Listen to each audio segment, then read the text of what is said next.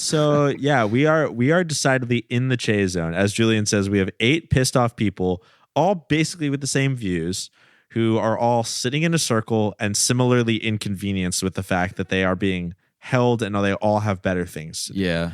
This is what we in the business like to call the Chase zone. Yeah. Some people, everybody's angry. Some people want to blame the world's problem on car alarms. Some of them Other people want to blame it on Sunday football games. Which they do. Yes. They distinctly do. Gentle listeners, we knew, but at this point, we all knew that at some point we were going to enter the Chase zone. Right. And when we were watching, each of us watched it separately. So, I can't speak for you guys, but I'm assuming in my mind, I had a mental checklist. I was like, there's a couple beats he's got to hit in the Chase zone. Right. And most of them, I would say like 2/3 of my list were met. A big one that it was one of those things where I expected them, but at the same time, when they happened, I was like, I cannot believe you did this again. Yeah. I can't believe they keep letting him get away with this.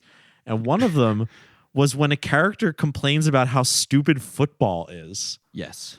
Why does Tim Che hate football so much? It's played because some games are played on Sunday morning, which is such a funny thing because if you live on the West Coast, well, I guess no. If you live on the East Coast, most of the games start at 1 p.m. Right. Like you could have gone to church and gotten home in time. Or you could like college football, which is played on Saturday.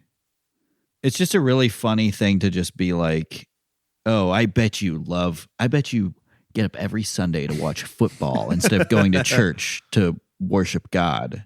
Yeah. As if there are no football fans who are also really religious. Right. Right.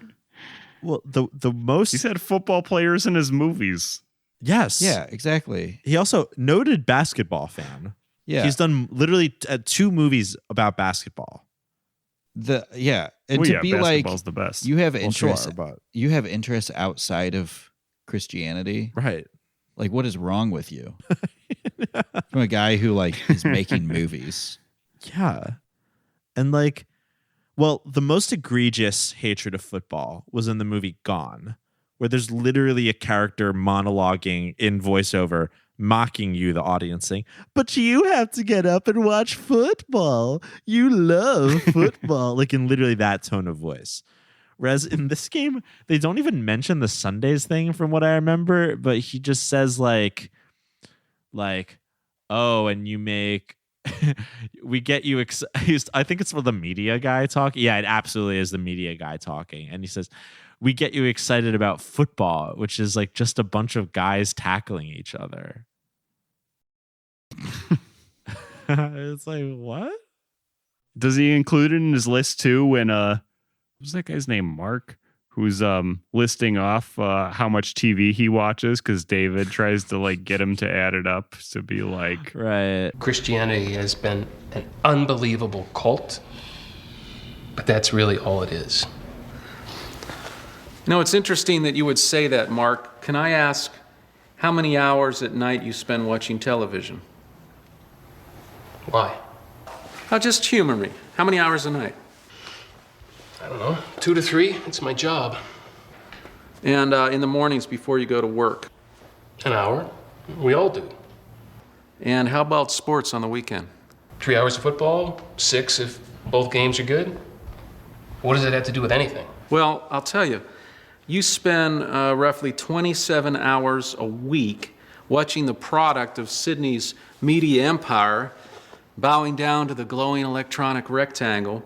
And because Christians spend an hour on Sundays worshiping God Almighty, you say they belong to a cult. So you think it's a religious cult to go to church 1 hour a week? Right. When you bow down to the glowing rectangle is the turn of phrase in this movie. It's just the turn of phrase in this movie. It's so awesome. It's so cool.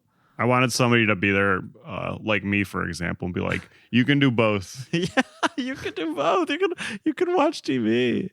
You can. I can watch 27 hours of Christian TV a week. Now what? Yeah. hey, one man cannot serve two masters. Okay, you either serve Jesus or you serve the glowing rectangle.